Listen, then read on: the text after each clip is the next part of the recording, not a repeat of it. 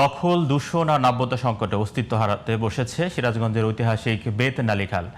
একসময় যে খাল ছিল এই অঞ্চলের নৌ যোগাযোগ ও কৃষির অন্যতম ভরসা, এখন সেটি প্রায় মৃতপ্রায়। স্থানীয়দের দাবি, দ্রুত খনন ও দখলমুক্ত করা না হলে পুরোপুরি হারিয়ে যাবে খালটি। সিরাজগঞ্জ প্রতিনিধি আমিনুল ইসলামের রিপোর্ট, জানাচ্ছেন সোহেল আহমদ। কেসারেন শেকড় থেকে শিখরে।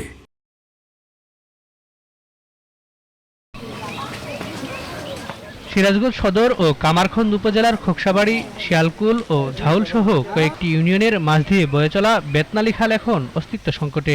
বছরের পর বছর সংস্কার না হওয়ায় পলি জমে নাব্যতা হারিয়েছে খালটি। সেই সুযোগে বেড়েছে দখল, আর শিল্প কারখানার বর্জ্যে বাড়ছে দূষণ।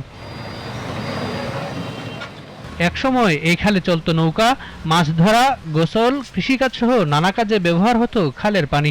এখন সেই পানি কালো, দুর্গন্ধযুক্ত এবং ব্যবহারের অনুপযোগী। পানি পয়সা এরকম হয়েছে যে পানির ভিতরে মাছ তো দূরের কথা, মাছ তো মরিয়া সাপই, এবং ব্যাং ট্যাং সুদ্ধা সব মরিয়া সাপ। নানানভাবে দখল করে এটার একদমই এর যে জীবনটা, খালের যে একটা জীবন থাকে, সেই জীবনটা একদমই এখন নাই বললেই চলে, এটা মৃত। প্রসেস মিলের যে দূষিত পানি এখানে যে গড়ায় খালটা যে নষ্ট করে ফেলাইতেছে, এটা যেন সরকার অতি দ্রুত পদক্ষেপ নিয়ে এগুলোর বিরুদ্ধে ব্যবস্থা নেয়। খাল রক্ষায় দূষণকারীদের বিরুদ্ধে আইনগত ব্যবস্থা নেওয়ার কথা জানান পরিবেশ অধিদপ্তরের কর্মকর্তারা।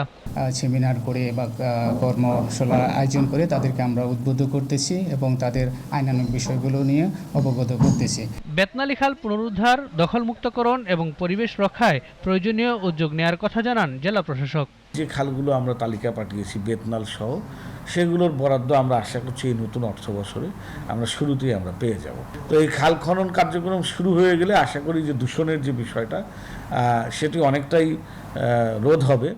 সংশ্লিষ্টরা বলছেন, খালটি পুনরুদ্ধার করা গেলে পরিবেশের ভারসাম্য রক্ষার পাশাপাশি উপকৃত হবে কৃষি ও স্থানীয় অর্থনীতি। Sohail Ahmed, GTV news.